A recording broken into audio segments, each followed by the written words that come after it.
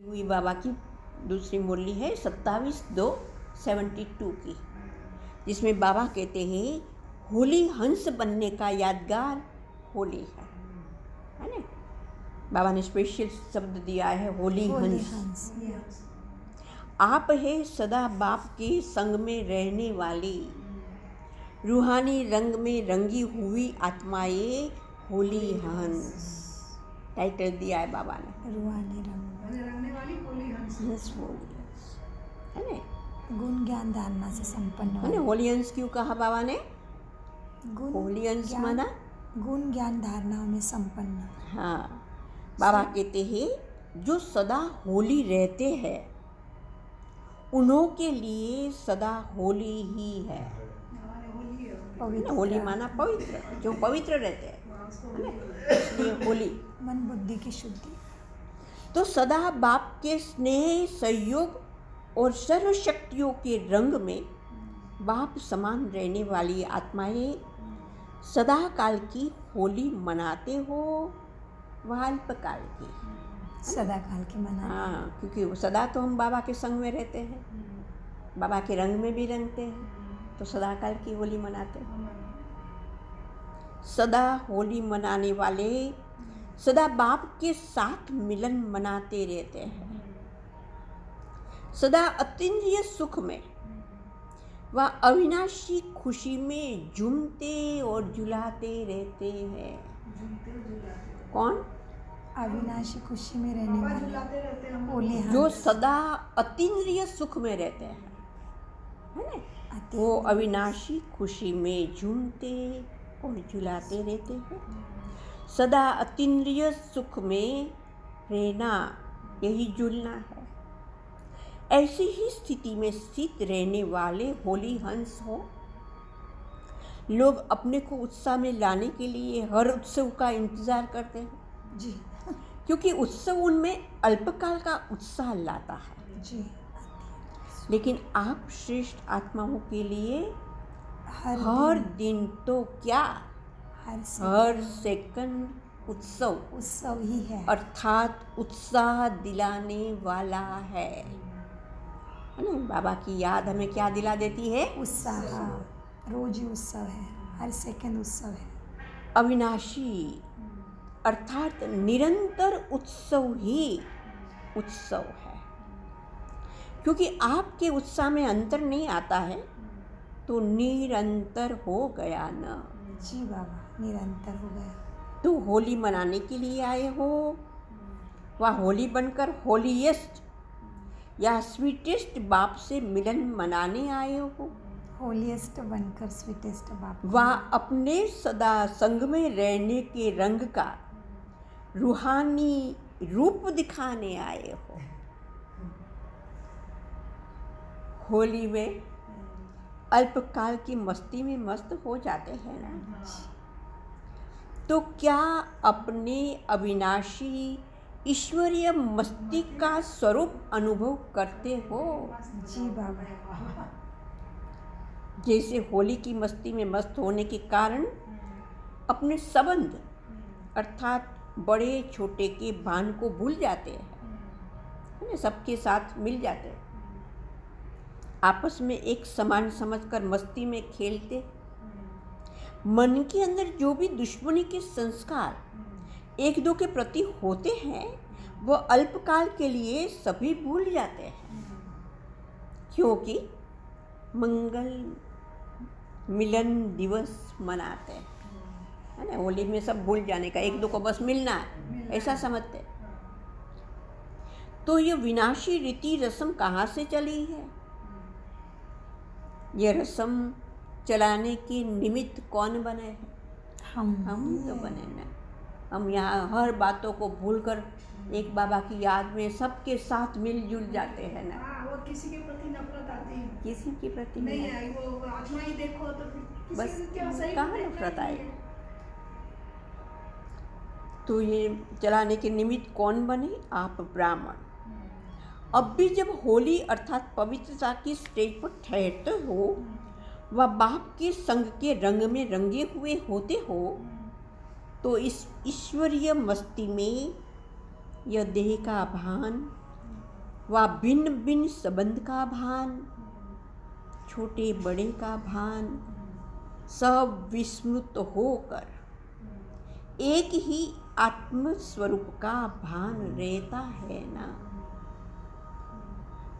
तो आपके सदा काल की स्थिति का यादगार दुनिया के लोग मना रहे हैं। होली मना रहे हैं। जो चले गए उनका यादगार लोग मना रहे हैं। नहीं, हमारे चले गए नहीं, हमारा अंतर अतीन्द्रिय सुख के जो अभी जुड़े हम जो प्रैक्टिकल में कर रहे हैं, है ना, अतीन्द्रिय बाबा की याद में, बाबा के रंग में रंगते हैं, इसलिए होली में रंगाई करते हैं, है ना, एक दो के साथ मिलन मनाते हैं, बाबा के साथ हम मिलन मनाते हैं, इसलिए तो अभी प्रैक्टिकल में भी अभी की यादगार है। तो ऐसी खुमारी व खुशी रहती है कि हमारी ही प्रत्यक्ष स्थिति का प्रमाण स्वरूप यह यादगार देख रहे हैं। होली आएगी ना तो बाबा की वाणी को याद करना है ना, कि अभी प्रैक्टिकल में जो कर्म संगम युग में हमने किया वो हमारी यादगार दुनिया वाले मना रहे हैं। यादगार को देखते हुए अपनी कल्प पहले वाली की हुई एक्टिविटी याद आती है, वह वर्तमान समय प्रैक्टिकल में अपने लिए हुए ईश्वरीय चरित्र का साक्षात्कार इन यादगार रूप में दर्पण में करते रहते हो, है ना। कल पहले भी हमने ये किया था, उसकी यादगार है, वो स्मृति आती है कि अभी ही प्रैक्टिकल में करते हो, पहले की भी तो किया हुआ ही तो आएगा ना अपनी लिस्ट में।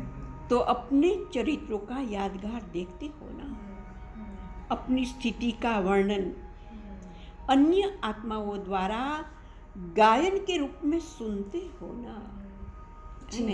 ये भक्ति में भजन गाते हैं ना, गायन किसका करते हैं? देवी देवताओं। तो देवी देवता कौन थे? हम ही थे, तो हमारा ही गायन है। दुर्गे अपने भारी। चैतन्य रूहानी रूप का चरित्रों का यादगार भी देख रहे हो ना। जी बाबा। ये सभी देखते हुए सुनते हुए क्या अनुभव करते हो? क्या यह समझते हो हमारा ही गायन कि यह मैं ही तो हूँ? जी बाबा। है ना, अपनी स्मृति को जागृत करते जाओ, जी। मैं ही तो हूँ। ऐसे अनुभव करते हो व यह समझते हो कि यह यादगार किन विशेष आत्माओं का है? नहीं, मेरा ही है, मेरे। जैसे साकार रूप में यह निश्चय हर कर्म में देखा कि अपने भविष्य यादगार को देखते हुए सदैव यह खुमारी और खुशी थी, यह मैं ही तो हूँ। नहीं, कृष्ण को ये साक्षात्कार ब्रह्मा बाबा को ये होता है था कि बस ये मैं ही हूँ। जी होता था, है ना, वो कभी कृष्ण की जैसे ऐसे लेट करते जाते थे। थे। हाँ। ऐसे ही आप सभी को यादगार चित्र देखते हुए व चरित्र सुनते हुए व गुणों का गायन सुनते हुए ये खुमारी और खुशी रहती है जी बाबा। कि यह मैं ही तो हूँ। यह सदा स्मृति में रहना चाहिए, है ना। ये पुरुषार्थ की सहज विधि बता रहे हैं बाबा। ये सदा स्मृति रहनी चाहिए कि अभी अभी हम प्रत्यक्ष रूप में पाठ बजा रहे हैं और अभी अभी अपने पाठ का यादगार भी देख रहे हैं। दोनों साथ साथ हो रहा है। यादगार भी देख रहे हैं ना। हाँ, और प्रैक्टिकल में भी कर रहे हैं। मालूम नहीं, अपने को याद नहीं रहता, लेकिन पूजा तो जा रहे हैं ना देव देवता। तो सारे कल्प के अंदर ऐसी कोई आत्माएं हैं जो अपना यादगार अपनी स्मृति में देखे, है ना। अभी समझो कोई शरीर छोड़ देता है, उनकी फिर बाद में यादगार किया, लेकिन उनको तो ये पता नहीं ना कि ये मेरी यादगार है। नहीं पता, किसी को भी तो पता नहीं है। नहीं नहीं, पीछे से बनते मूर्तियाँ, स्टैचू। यूँ तो देखते सभी है, लेकिन स्मृति तो नहीं रहती है ना। सिर्फ आत्माओं का ही पार्ट है जो इस स्मृति से अपनी यादगार को देखते हैं, है ना। थोड़ी सी आत्माओं का ही ये पार्ट, सिर्फ आप आत्माओं का ही पार्ट है ये। तो स्मृति से अपनी यादगार को देखते हुए क्या होना चाहिए? खुश होना चाहिए, खुद होना चाहिए, है ना। बाबा ने कहा, कोई ने बताया, चेक भी करना पड़ेगा, विजय तो है ही ना, कितना बने वो भी चेक करते रहना पड़ेगा। तो विजय तो है ही। विजय का तिलक तो लगा हुआ है ना। जिसे गुरु के पास, पंडितों के पास जाते हैं तो वो तिलक लगाते हैं। यहाँ भी आने से ही, बच्चे बनने से ही पहले पहले क्या हुआ? पहले पहले स्मृति का तिलक लग गया। मैं आत्मा स्वस्मृति द्वारा सदा विजयी बनने का तिलक बाप दादा द्वारा लग ही जाता है। हम और उसको, तिलक का बात नहीं कर रहे हैं, लेकिन आप स्मृति का तिलक का बात कर रहे हैं। हाँ, स्मृति का तिलक की बात है ना। यहाँ तो सब बाबा के आत्मा की बात करते हैं, अंदर की बात करते हैं, वही तो है ना? अंदर की। तो जैसे बाबा के पास जन्म लिया तो बाबा ने स्व की स्मृति जागृत कर दी, माना स्वस्मृति का तिलक लगा। तिलक लग गया। और बाप दादा विजयी बनने का भी तिलक लगाते हैं, है ना? भले आपको वो महसूस हो ना हो, लेकिन ये तो लग गया, ये महसूस तो हो रहा है, ऐसा हो बात रहा नहीं है ना। हाँ, महसूस हो रहा है कि हमें और बहुत आ इसकी- गया बोल के महसूस होता है। तो इसकी यादगार में पंडित भी तिलक लगा देते हैं। सभी रस्म ब्राह्मणों द्वारा ही अब चलती है। ब्राह्मणों का पिता रचयिता तो साथ है ही। बच्चे शब्द ही बाप को सिद्ध कर देता है। बलिहार जाने वाले की हार नहीं होती। शिव बाबा के ऊपर जो बलिहार गए उसकी हार नहीं होती। उसकी हार नहीं होती, वो तो बाबा के गले का हार बन जाते हैं। जी जी। स्मृति समर्थी को लाती है। जितना जितना बाबा ने जो कहा वो बातों स्मृति में लाएंगे, याद करेंगे, तो समर्थ बनते जाएंगे, ताकत आती जाएगी वो। तो स्मृति समर्थी को लाती है और समर्थी में आने से ही कार्य सफल होते हैं। अथवा जो सुनाया, खुशी, मस्ती, नशा व निशाना सभी हो जाता है। एक स्मृति से कितना फायदा ही है पूरा। फायदा ही है ना। खुशी भी आ जाएगी, 84 जन्म तक है सुख भोगेंगे। ना, मस्ती भी आ जाएगी, नशा भी चढ़ जाएगा और निशाना भी स्मृति में रहेगा। ये समर्थी आ गई सब। तो ये सभी बातें गायब होने के कारण ही निर्बलता है। स्मृति नहीं है तो निर्बल, विस्मृति के कारण असमर्थी। तो स्मृति से समर्थी आने से सभी सिद्धि प्राप्त हो जाती है, अर्थात सभी कार्य सिद्ध हो जाता है। ये बाबा वरदान दे रहे हैं जी। आपको। स्मृति आई, स्मृति से कार्य हर बात की स्मृति। कल्प पहले हमने क्या किया था, कैसे ये राज्य स्थापन किया, कैसे अनेक आत्माओं को बंधनों से छुड़ाया, अनेक आत्माओं को संदेश दिया, क्या क्या स्मृति। तो समर्थी आ गई तो कार्य सिद्ध हो जाता है।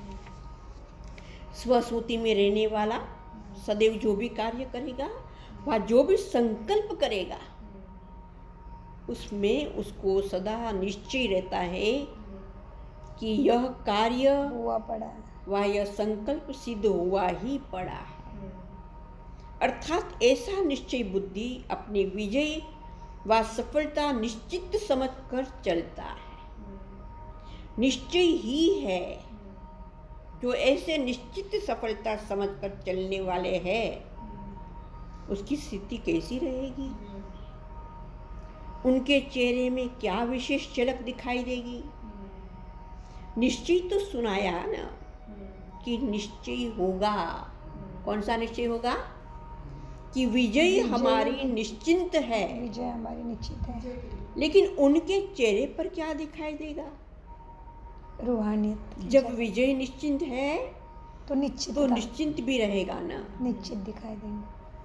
कोई भी बात में चिंता नहीं की करें। रेखा दिखाई नहीं देगी। ओके बाबा। ऐसे निश्चय बुद्धि विजयी, निश्चित और सदा निश्चिंत रहने वाले हो। अगर नहीं तो निश्चय बुद्धि 100% कैसे कहेंगे?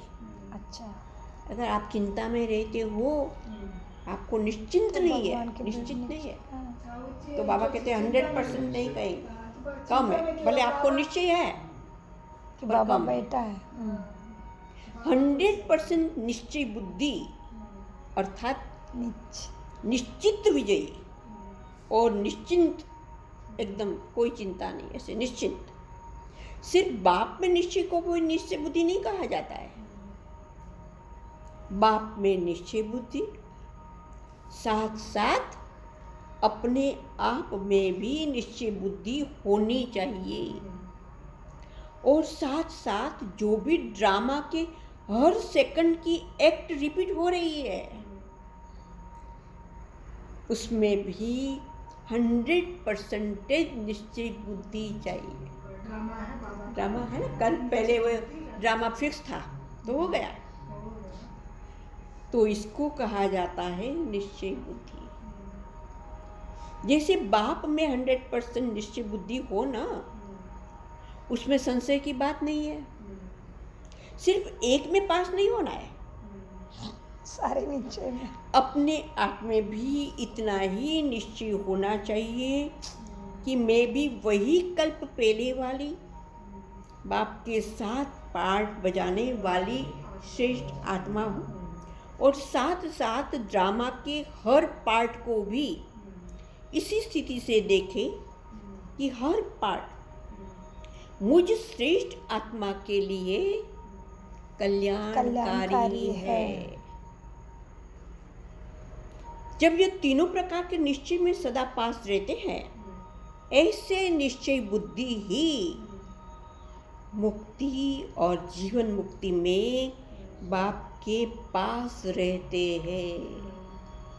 निश्चय वाले कड़ी शर्त है ना, तीनों बातों में 100% निश्चय बुद्धि, उसको ही वही फिर बाबा ने कहा मुक्ति जीवन मुक्ति या जीवन मुक्ति में बाप के पास। ऐसे निश्चय बुद्धि को है ना, निशानी क्या है ऐसे निश्चय बुद्धि है उसकी?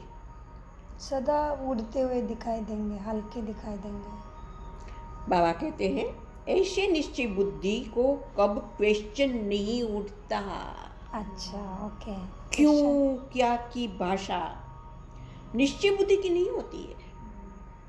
क्यों के पीछे क्यों लगती है, बिल्कुल प्रश्न की लाइन लग जाएगी। तो क्यों में वक्त ठहरते हैं, अच्छा। नानी नहीं।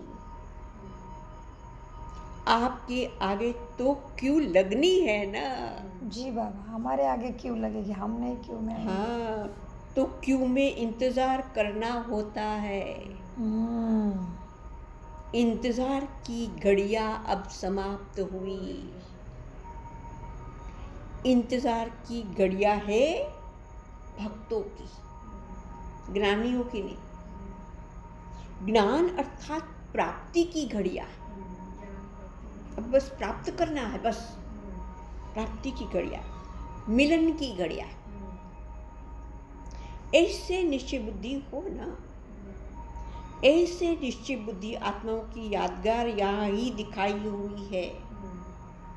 अपनी यादगार देखी है? देखे हैं ना? कौन सा? सब जिसमें जो मधुबन। भी देव देवता है उनमें कोई तो हमारा बने होंगे उसी में से। है ना? बाबा आबू की बात कर रहे हैं। मधुबन दिलवाड़ा। अचल घर देखा है ना? जी। अचल कोई भी बात हो फिर भी चलते नहीं है, मतलब हलचल में हलचल नहीं में आते। नहीं आते। नहीं आती वहाँ है पे। ना? अचल घर का मंदिर भी वहाँ बना है आबू, है ना? इसलिए बाबा वो याद कर रहे हैं, जो सदा सर्व संकल्पों सहित बाप दादा के ऊपर बलिहार है, उन्हों के आगे माया कब वार नहीं कर सकती। पूरे बलिया जन से माया। तो ऐसे माया के वार से बचे हुए रहते हैं। बच्चे बन गए तो बच गए। बाबा का इक्वेशन बहुत बढ़िया रहता है। बहुत बढ़िया। क्यों का भी बहुत सुंदर समझाया, ये भी बहुत सुंदर। बच्चे नहीं तो माया से भी बच नहीं सकते। माया से बचने की युक्ति बहुत सहज है। कौन सी? बाबा बच्चे बन जाओ, बन के रहो। बच्चे बन जाओ, गोदी में बैठ जाओ तो बच जाएंगे। समझे? जी। पहले बचने की युक्ति बताते हैं, फिर बाबा भेजते हैं। फिर बेचते कहाँ भेजते? सेवा में। सेवा में कुरु पहले बाबा ने देखो बच्चे, कर्म क्षेत्र में जाओ। हाँ, फिर जाओ अभी कर्म क्षेत्र में। सेवा करो। तो माया में, वहाँ माया आपके ऊपर हल्ला ना करे, इसलिए बच्चे कैसे, उसकी युक्ति बाबा पहले बता दें। गोदी में बैठो पहले। हार खाने के लिए नहीं, खेल खेलने के लिए। जब अलौकिक जीवन में हो, अलौकिक कर्म करने वाले हो, तो इस अलौकिक जीवन में खिलौने सभी अलौकिक है, जो सिर्फ इस अलौकिक युग में ही अनुभव करते हो। कौन सा खिलौना? कोई भी परिस्थिति आए वो हमारे लिए एक खिलौना है। बाबा कहते हैं संगम युग में ये अलौकिक खिलौना आपको दिया है, उससे खेलते जाओ। यह तो खिलौने हैं जिससे खेलना है, न कि हारना है। तंदुरुस्ती व शारीरिक शक्ति के लिए भी खेल कराया जाता है ना जी। तो अलौकिक युग में अलौकिक बाप द्वारा यह अलौकिक खेल है, ऐसे समझकर खेलो तो फिर डरेंगे, घबराएंगे नहीं, परेशान नहीं होंगे, हार नहीं खाएंगे, सदा इसी शान में रहो। तो यह है अलौकिक खिलौने खेलने के लिए। आज बाबा ने खिलौना भी दे दिया। ईश्वरीय शान से नीचे उतरते हो तब क्या होता है? परेशान। हाँ, क्यों परेशान होते हैं? क्योंकि तब देह अभिमान में आते हो। ईश्वरीय शान से नीचे उतरते हो तब देह अभिमान में आते हो। तो सदा काल के संग से संग का रंग लगाओ, बाबा के पास बैठो, है ना? बाबा का एक एक गुणों का रंग हमारे पियो। हर सेकंड बाप से मिलन मनाते, हर रोज अमृत वेले से मस्तक पर विजय का तिलक जो लगा हुआ है उसको देखो। अपने 4 रूपी दर्पण में जैसे अमृत वेले उठकर शरीर का श्रृंगार करते हो ना, वैसे पहले बाप द्वारा मिली हुई सर्व शक्तियों से आत्मा का श्रृंगार करो।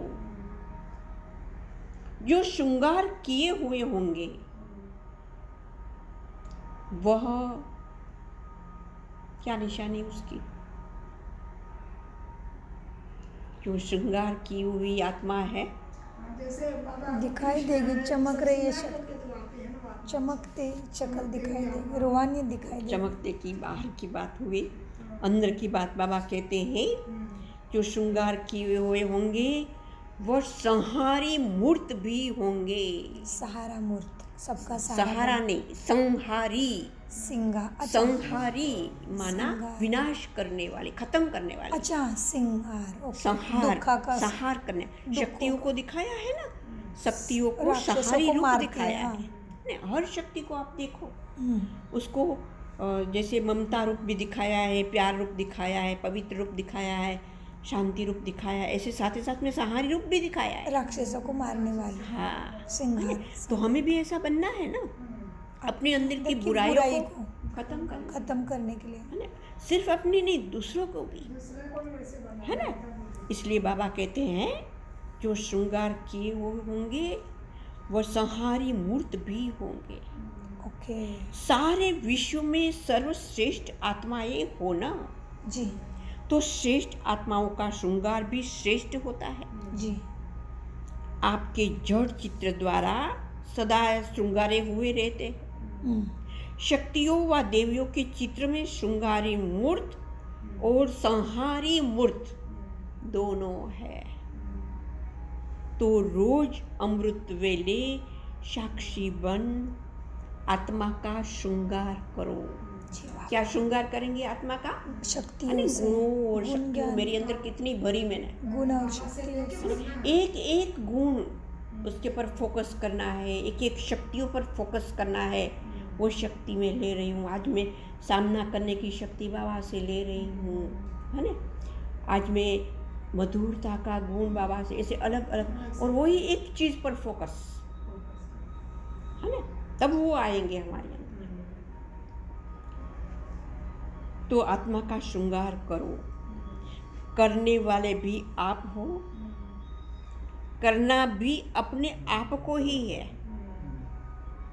फिर कोई भी प्रकार की परिस्थितियों में डगमग नहीं होंगे। कोई भी परिस्थिति आए तो वो डगमग छोड़ेंगे नहीं बाबा होंगे, का नाम भी नहीं छोड़े, डगमग अडोल रहेंगे। अडोल रहेंगे। ऐसे को ही होली हंस कहा जाता है। पहले बाबा ने टाइटल दे दिया, लेकिन होली उसकी हंस। पूरी व्याख्या बाद में सब पूरा समझाई। किसको होली हंस किसको होली हंस कह सकते हैं? लोग होली मनाते हैं, लेकिन आप तो स्वयं होली हंस हो। जी। अच्छा, ऐसी होली हंसों को होलीएस्ट बाप दादा का याद प्यार और नमस्ते। नमस्ते। हम बच्चों का भी बाप दादा को याद प्यार गुड मॉर्निंग। नमस्ते प्यारे बाबा नमस्ते। हम हैं सद्बुद्धि से सब कुछ समझते, धारण करते और कराते, और आप बोलते वो बोलो, रहते सदा हंसते हंसते सदा हंसते बन जाते हैं फरिश्ते, बनेंगे फरिश्ते। ओके, ओम शांति।